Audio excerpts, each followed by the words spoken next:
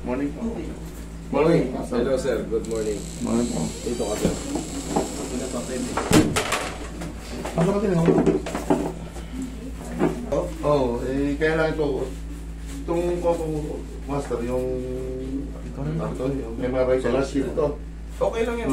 Kasi hindi naman kayo siguro magpapatingin kung ano masakit. Ito yung kanyang result na ito.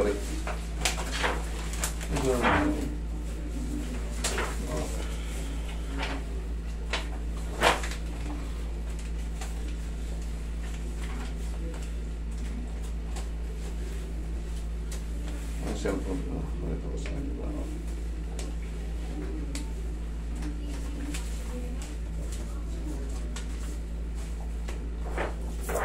Sige sir, wait lang.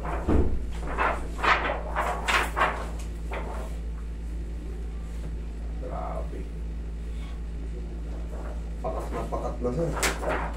Pakat na pakat. Yeah.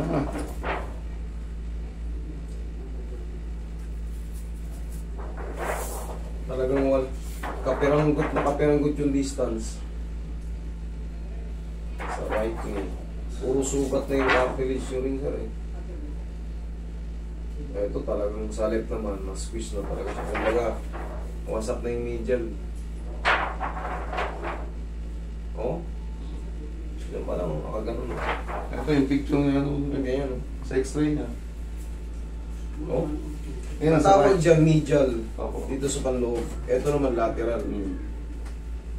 Ganito yung itsura ng tuhod. Dapat ang itsura ng tuhod ganito. Ano yung difference? Laki ng Ito, sobrang luwag. Mm. Ito, magkadikit yung buto. Ngayon, ang mangyayari dyan, sir, talagang yung tayo nyo yan, gaganon. Babakang. Kasi wala na yung ano rito, sobrang luwag sa kabila hindi. Ngayon, ito sir, hindi na, tapos ito yung sa kabila. Kung mapapansin nyo, may mga nakahiwalay na buto. Yan yung mga cartilage, yung mga bones pa. Yan Kaya pa may konsya dito, yung mga katag-katag. katag-katag. Lakas eh. Left and right ito eh. Ito yung sa left. Right is eh. Parehos na. Dito naman may bangal na rin sa kabila. Ayan, bangal na yan. Tapos ayan parehas na medial. Sir, ano mangyayari lang dito, sir? Yan kasi, pagka tulad niya, may MRI kayo, nabasa ko yung puro severe na nakalagay. Puro severe. Ngayon, for replacement talaga yung ganyan. Ni replacement talaga yan. Ang mangyayari sa akin dyan, mawawala lang yung sakit na nakaramdaman nyo. Pero hindi na yan maipapangako na hindi na kayo ulit masasaktan. Kasi siyempre naglalakad tayo eh. Baka mamaya pagpapalan sa kotse, pagbabasagdan, nagkamali kayo ng tapak, sasakit yan. Pero yan, pag na-adjust nga yan, magaan ang pakaramdam nyo, wala talagang nagbago. Kasi nga yun, parang yung maalay talaga siya parang. Maalay niyan.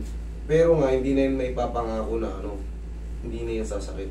Kasi baka makatapa kayo ng mga alang-aling Sakit lang, master eh. Kaya ko lang tiisin yun dahil matagal na eh. Ang Nasawa na kayo. nahirapan na ako yung maglakad kasi napansin ko, tagilid na ako maglakad eh. Put-put na yun eh.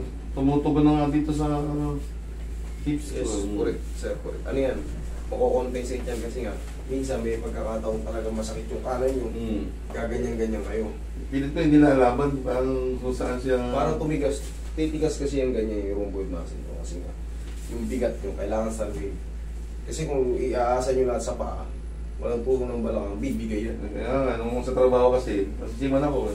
Ngayon pag nagbuhat kasi ako ng bigas, akit ako sa hagdan. Ito masakit na, ito nilalabang ko. Kaya nangyayari, ito ulang nagka-depresya, parang mas lumalapit itong kanan ko. Kaka-depensa. Oo, kaka-depensa ko dito sa. Sige, bigyan ka dyan. Kubalit mo muna yan, yan. Parang nakabuka na. Ganito yung nangyari kay i-erap, di ba? Ano po? Ni-replace na yun sa kanya, sa Amerika. Pero wala rin. Itong masakit pag nasira na yung tuhod natin. Grabe mo Ayan, nararamdaman niya, no? Mutunog. Lakas. Lalakas, oh. Parang nagpapalaga nga. Mga dalag pag ginalaw mo. Dami. Umiig kasi. Ngayon, mangyayari dito, pag pinuti ko to, kahit pa paano, uusok. Mawawala yung pain kasi matatanggal yung pagkaipit ng ACL at PCL sa gitna. Yun lang naman ang sumasakit dun eh. Yung ACL at PCL sa gitna, yun naiipit. Tapos yung dito, makakahinga na yan. Di ba sumasakit din yan? Yan sa medial. Medial collateral. Makakahinga na yan. Tapos, yun nga, ang pinakamasakit na katotohanan, hindi na ito pang ano, mga pagka naglakad-lakad kayo ng malayo, kailangan to may knee support na talaga kayo. Bisikleta, pwede ko sir. Sir. Pwede naman. Pwede kayo mag-bisikleta. Okay. Okay, relax lang.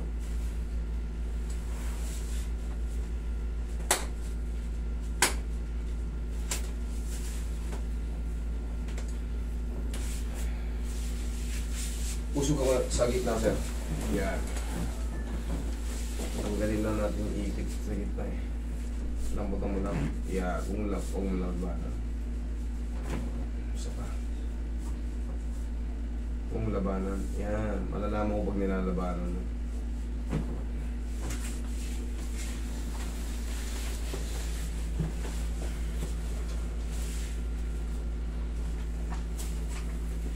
Talaga sayot na sayot.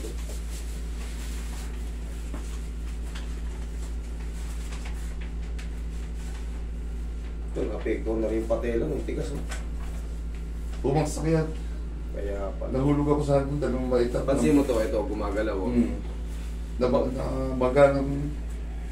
Kasi pandemic, isang taon na akong magain tuhod ko eh. Konting-konti na lang, oh. Pag nag-stack up kasi to, itong patela, hindi na sa hagdan, hihirapin na kayo. Ay, hirap mga akong makyat, hirap na akong bumaba eh. Pag naka, ano na to. Paakyat, ang problema mag-gano sa akin eh. Yung pababa.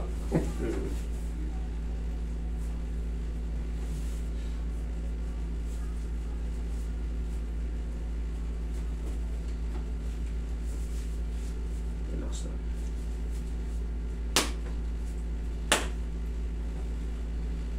Yan.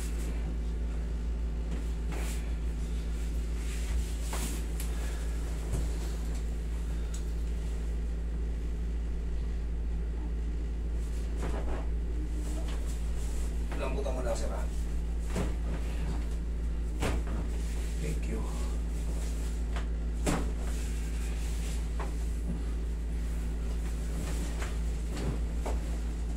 Bili kayo ng knee support na hindi ganyan. Yung knee support nyo, yung may butas Butas sa gitna. Yan. Yan kasi napipirat yung ulo nyo yan dito eh. Lalo lang masasaktan pag nakukompress to. Kailangan yung may butas sa gitna. Nakadesign talaga yung para sa tuhod. Kasi pag yung mga ganyan, yung buo, nakaganyan yan, nakaipit lahat. Sasaktan lang kayo. Kaya pa rin, medyo malaki yung isa puno yun. Tapos may kumunting oil. Oh.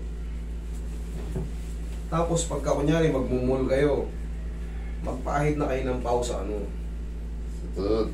yan ganyan-ganyan nyo lang. Wala ako nakakalakad ng malayo. Para makalakad kayo ng malayo.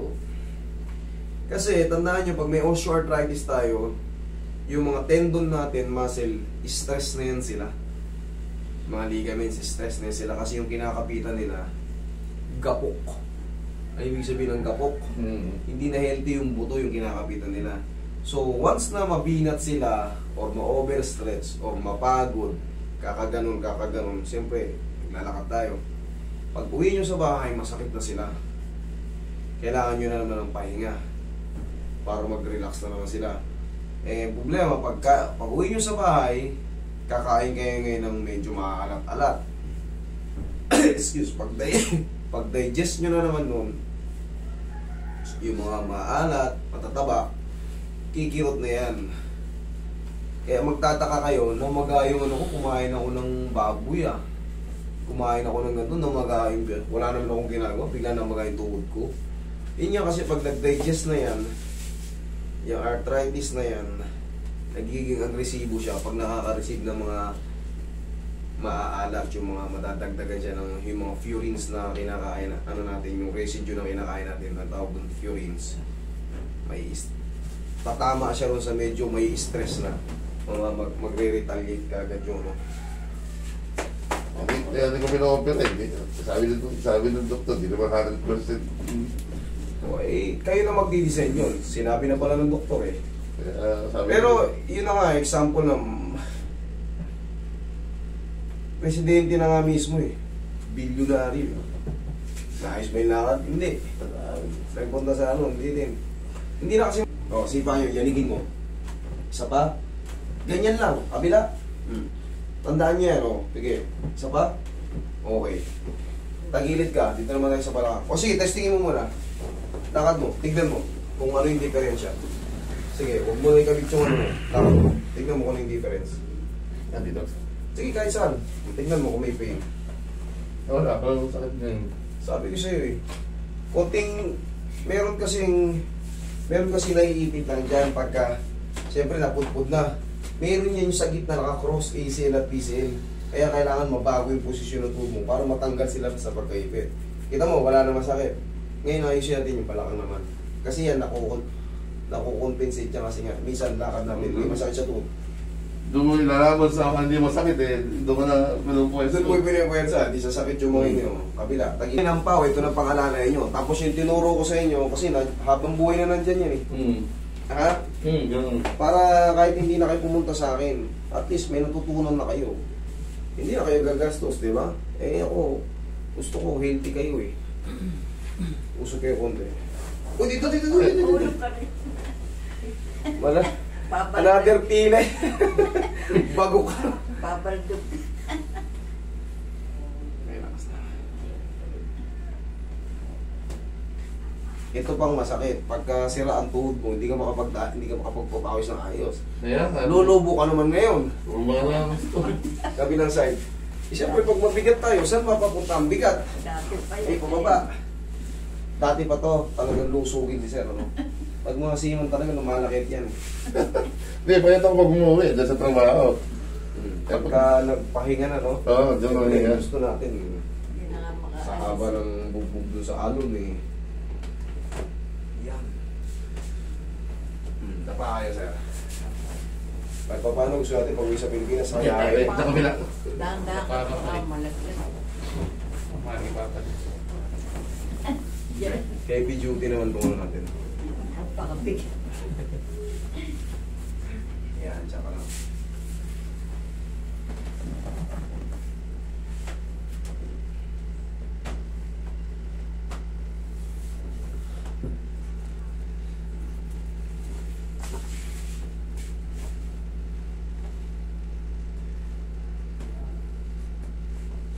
Okay, bigyan mo ng solid na massage to si Sir.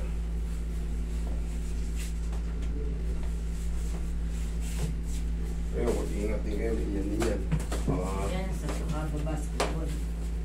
Pag na-injure kayo, paayos nyo agad.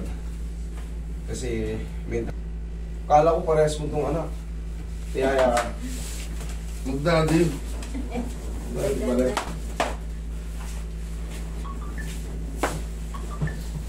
Askipin mo na kami. Ito pala ang maagang ano. Malaki na agad yan ako. Isang pagpipipin. Gusto kong kikisin. Dalawa kami po. Relax lang, sir. Lahat ng tiyan. Inhale. Exhale. Eh dito, ako muna sa tuhod. Sino?